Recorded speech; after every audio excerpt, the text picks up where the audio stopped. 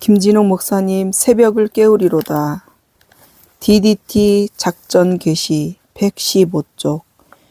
송정동 판자촌에 세워진 할빈교회가 그 설립 목적을 달성하려면 먼저 선교 지역 내의 문제들을 자세히 파악하고 그 해결책을 모색해야 했다. 작게는 일개인의 문제에서부터 한 가정의 문제, 지역사회 전체의 문제를 샅샅이 뒤지며 나타난 문제들에 대해 해결책을 세워나갔다. 각 가정의 실정을 파악하기 위해 한 집 한 집 차례로 방문하여 대화해 나가기 시작했다. 우리가 개발한 DDT 작전이다.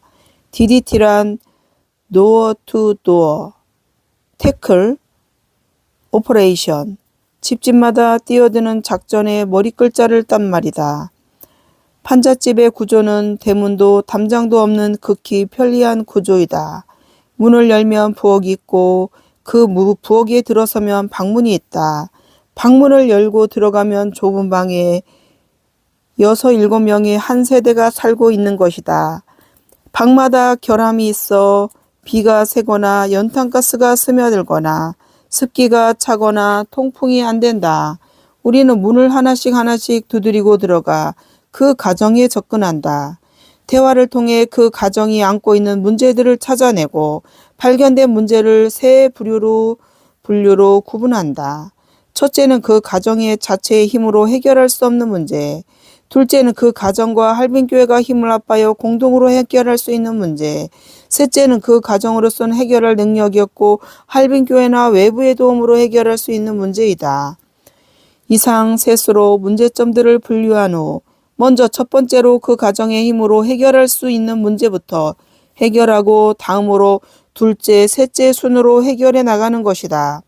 우리는 문제들을 해결해 나갈 때 축구 시합에서 수비 선수가 상대편 공격진이 몰고 들어오는 볼을 뽑아내듯이 당면한 문제들에 대해 가감하게 도전하여 해결해 나간다 하여 태클 작전이라 이름 붙였다. 이 일은 판자촌 내의 모든 가정에 대하여 차례로 문을 두드리고 들어가 실시하기에 문에서 문으로 도어 투 도어 DD를 따고 태클의 T를 따서 DDT 작전이라 부른 것이다. 특히 DDT란 말은 채소밭의 해충을 박멸하는 살충제 DDT와 같은 글자이다. DDT 약으로 해충을 몰아내듯이 할빈교회는 DDT 작전으로 지역사회 내의 각 가정이 품고 있는 문제들에 도전하는 것이다. 이 DDT 작전이란 말과 함께 우리가 발전시킨 또 하나의 말은 TLC 요법이란 말이다. Tender Loving Care의 머리 글자이다. 판자촌 주민들을 상대할 때 그들이 가진 심신의 아픔을 부드러운 사랑의 보살핌으로 치료한다는 뜻이다. 판자촌에 사는 분들은 대개가 사랑을 제대로 받아보지 못해 사랑 결핍증으로 고생하는 분들이다.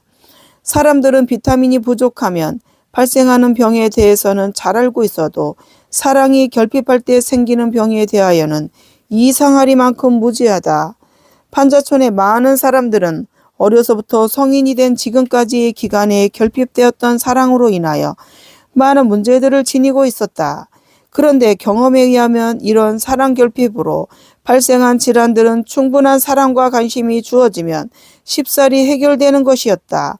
이 사랑요법인 TLC 요법의 효능이 어찌 판자촌 주민에게 한한 효능이겠는가? 많은 현대인들이 사랑 결핍증에 시달리고 있을 것이며 그들에게 충분한 양의 사랑이 투여될 수만 있다면 그러한 증상은 회복되리라 생각한다. 나는 가끔 신약 성경의 이야기 중에서 가늠하던 현장에서 잡혀 예수님 앞으로 끌려왔던 한 여인의 이야기를 떠올린다.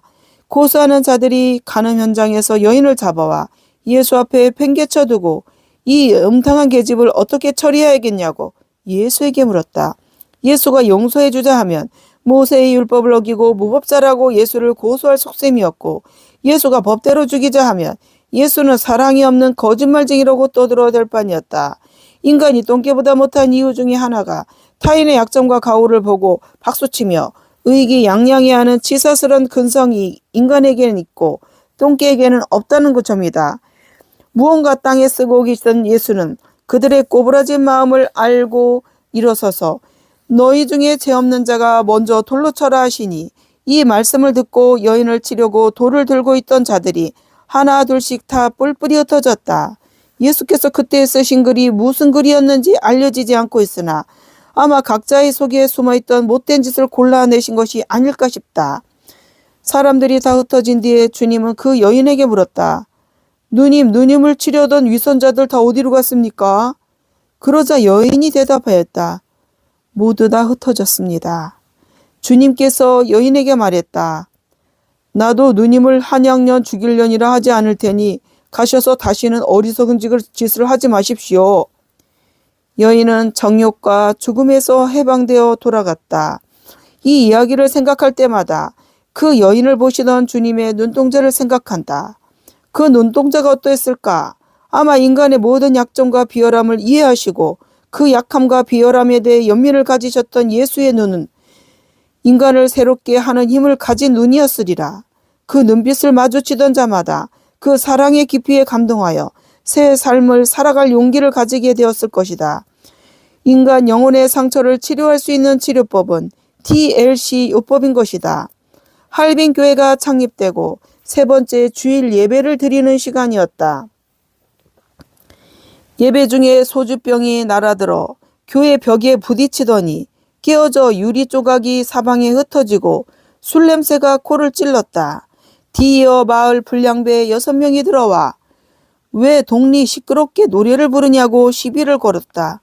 몇 모였던 교인들은 그들의 험상궂은 기세에 눌려 허둥지둥 빠져나갔다. 나는 할 수 있는 한 그들을 정중하게 대했다.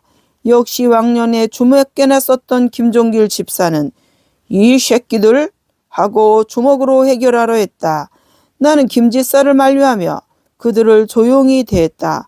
얼마 후 그들 중 하나가 야, 이쯤 했으니 가자 하며 앞장서서 나가자 나머지도 뒤따라 나갔다. 나는 그날 저녁 예배를 마치고 얼마 지난 시간에 소주 한 병과 오징어 한 마리를 사서 이쯤 했으니 가자 했던 자의 집을 찾아갔다. 그는 자고 있었다. 깨어서 이야기를 걸었다. 그런 사람일수록 1대1로 마주치면 약한 데가 있는 법이다. 오징어를 구워 달래서 소주잔을 마주 들고 나는 이야기를 시작했다. 내가 왜 이 마을에 들어왔으며 내가 예수를 알기 전에 어떻게 방황했던가, 지금 내가 믿고 있고 전하리 하는 예수는 어떤 멋쟁인가 등을 차근차근 말해 나갔다. 또 예수께서 그에게 해줄 수 있는 것을 성심껏 이야기했다. 이야기가 끝나자 갑자기 그가 꿇어앉더니 성님, 그런 예수를 나도 믿을랍니다 하는 것이었다. 나는 고맙다. 그 말을 들이 내가 이렇게 기쁜데 예수님은 얼마나 기뻐하시겠느냐 하고 했다. 그는 엉뚱하게 자기가 예수 믿고 새롭게 살아보겠다는 뜻을 혈서를 쓰겠다며 면도날을 찾았다. 나는 그럴 필요까지는 없다고 그를 만류했다. 속마음이 중요한 것이지 혈서까지 쓸 건 없다고 그를 달랬다. 그는 그렇다면 혈서는 간두고 각서라도 쓰겠다고 했다. 나는 각서란 것이 어떻게 쓰는 것인지 궁금하기도 해서 각서 정도면 쓰라고 했더니 그는 담뱃갑 안에 든 종이를 펴서 글씨를 쓰기 시작했다. 각서. 나는 이 시간부터 예수를 믿고 예수의 제자가 되어 새 사람이 되겠음. 1971년 10월 X일. 이와 같이 써서 나에게 주었다. 나는 그 각서를 호주머니에 넣고 돌아왔다. 다음 주일이 되었다. 11시 낮 예배 시간이 되었으나 그는 오지 않았다. 설마 하면서도 은근히 기다렸던 나는 약간 실망이 되었다. 그런데 기도 드리는 중에 문이 활짝 열리더니 교회로 들어오는 거친 발소리들이 들렸다. 기도를 마친 후 보니 미스터 각서가 그의 패거리 5명을 데리고 온 것이다. 교인들은 또 소란 피우러 온 줄 알고 웅성거리기 시작했다. 교인 중 몇은 벌써 일어서서 나가려 했다. 나는 교인들에게 괜찮으니 앉으라 하며 안정시킨 후 그들에게 앞자리로 나와서 앉으라 했다. 그들은 앞자리에 일렬로 앉아 예배가 끝날 때까지 조용히 있었다. 예배 후 나는 미스터 각서에게 앞으로 나와 교인들께 인사하라고 친구들을 소개하라고 했다. 그의 인사와 소개에 우리는 박수치며 함께 기쁨을 나누었다. 다음 날인 월요일에 나는 뚝방 지역에서도 가장 빈곤한 지역인 구반으로 가서 DDT 작전을 폈다. 맨 처음 집사 남씨란 분이 호주로서 충북 오촌 지방에서 이농하여 왔다고 했다. 남씨는 56세요. 일제 때 중학을 나왔다. 부인 이씨는 과거에 백조 악극단 단원이었다. 10살, 6살, 3살, 3딸이 있었다. 남씨는 노동품을 팔아 살던 중 영양실조와 가로로 쓰러져 자상 반신불수가 되었다. 남씨가 눕게 되자 부인 이씨가 껌파리를 하여 살고 있었다. 부인이 아기를 얻고 극장 앞이나 다방을 다니며 껌을 팔아 하루 100~200원의 수입으로 살아가고 있었다.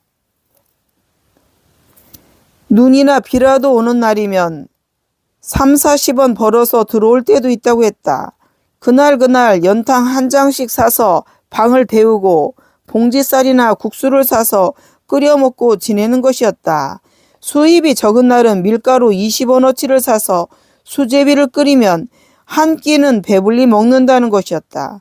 그래서 하루 최저 생계비가 연탄 한 장에 20원, 세 끼에 밀가루 60원, 합하여 80원이면 최저 생활이 된다고 했다. 방은 어둡고 먼지투성이에 환기가 될 만한 봉창도 없었다. 그러니 아이들이 다 감기에 걸려 있었다. 그 가정의 당면 문제는 1. 호주 남씨의 치료, 2. 부인이 좀 더 수입이 높고 안정된 일감을 구하는 문제, 3. 셋째 딸의 눈병 치료, 4. 환기통과 채광찬을 내는 일, 5. 10세 된 10세 된 첫째 딸을 학교에 넣는 일, 6. 말소된 주민등록증을 살리는 일 이상으로 그 가정의 문제를 정리했다. 한 건씩 함께 해결하여 나가는 중에 남씨네는 교회에 나왔다. 생활의 질서가 잡히면서 남씨의 건강이 크게 좋아져 활동할 수 있게끔 되었다. 쓰레기통에서 고물을 수집하여 푼돈을 벌 만큼은 되었다. 하루는 남씨 부부를 불러 어떻게 하면 자립할 수 있겠느냐고 물었다. 남씨가 말하기를 리어커 한 대만 있으면 둘이서 참새구이나 오뎅 장사를 해서 걱정 없이 살 수 있다고 했다. 손수레 한 대에 얼마면 살 수 있느냐고 물으니 쓸만한 중고품으로 7,000원 정도면 된다고 했다. 나는 두 분에게 7,000원을 빌려드릴 테니 이자는 안 내도 되고 원금은 갚겠느냐고 물었다. 그들은 이자를 내더라도 갚을 텐데 원금만 갚는데 왜 안 갚느냐고 반색을 했다. 그렇다면 내가 친구에게 이야기해서라도 무이자로 빌려드리게 할 테니 열심히 해서 갚으라고 하고서 대학 동창을 찾아가 동사정을 했다. 너도 크리스찬인데 좋은 일 한번 해라. 3개월 내로 갚을 테니 10,000원을 그 가정에 빌려주라고 했다. 친구는 직장에 가서 가부를 하여 10,000원을 빌려주었다. 나는 남씨에게 돈을 걸내며 손수레만 산다고 되겠습니까? 오뎅 장사 하려면 재료도 사고 밤에 켤 등도 사야 할 테니 10,000원을 빌려드립니다. 이 돈을 얼마 만에 갚을 수 있겠습니까? 물으니 2달 안에 틀림없이 갚겠다고 했다. 나는 친구에게 3개월의 기간으로 빌렸으니 충분한 여유가 있는지라 안심하고 주었다. 그러나 며칠이 지나도 그들은 리어커를 사지 않았다. 걱정스러워 물어봤더니 남씨는 리어카는 언제 사도 되는 것이고 다른 재료들을 준비 중이라고 대답했다. 나는 그러려니만 생각했다. 어느 날 밤늦게 시내에서 뚝방촌으로 들어오는 길에 마을 입구에서 어느 부인이 아기를 업은 채 쓰러져 있었다. 초겨울이긴 하나 살얼음이 어는 추운 날씨였다. 등에 업힌 아기가 추워서 울고 있었다. 곁에 가보니 남씨의 부인이었다. 왕년의 악극단원은 술에 곤족이 되어 얼어붙은 길 위에 주무시고 계셨다. 이렇게 세우니 그녀는 흐느적거리며 몸을 가누지 못하면서 행설수설했다. 나라 이놈아, 내 몸을 탐내는 거냐 하며 억세게 부르치는지라 집에까지 데려다 주기에 진땀을 뺐다. 집까지 가서 남씨를 찾았더니 부부는 일체인가 그도 술에 만신창이가 되어 혀가 돌아가지 않는 상태였다. 남씨는 나를 보고 예수 선생 미안하오 또 죄를 지었소이다. 가론 유다 노릇했시오 하며 옥옥 토해내고 있었다. 나는 아무 말도 없이 집으로 돌아왔다. 그냥 슬픈 생각이 들었다. 이틀 후에 남씨 옆집에 사는 교인이 찾아와서 남씨네가 이사 가는 걸 아시냐고 물었다. 남씨네가 어제 움막을 17,000원에 팔아 오늘 새벽에 어디론가 가버렸다고 했다. 나는 가슴이 아팠다. 돈은 둘째고 그들이 다른 곳에 가면 살기가 어려울 텐데 걱정이 앞섰다. 왜 그들이 그렇게 서둘러 도망치듯이 이사를 가야 했을까? 내가 그들에게 큰 잘못을 저지른 것 같았다. 지금쯤 그들 다섯 혼이 어디서 고단한 인생을 이어가고 있는지 보고 싶다. 어느 하늘 아래서든지 부디 잘 지내주기를 바랄 뿐이다. 남씨가 살던 집을 지나면 33세의 최씨 댁이 있다. 경상도 안동에서 이농한 가정으로 농업 고등학교를 졸업하여 이 동네에서 유식한 축에 드는 분이다. 내가 처음 방문한 날은 그 맏아들 병규가 방에 혼자 앉아 있었다. 들어가 그와 이야기를 나누었다.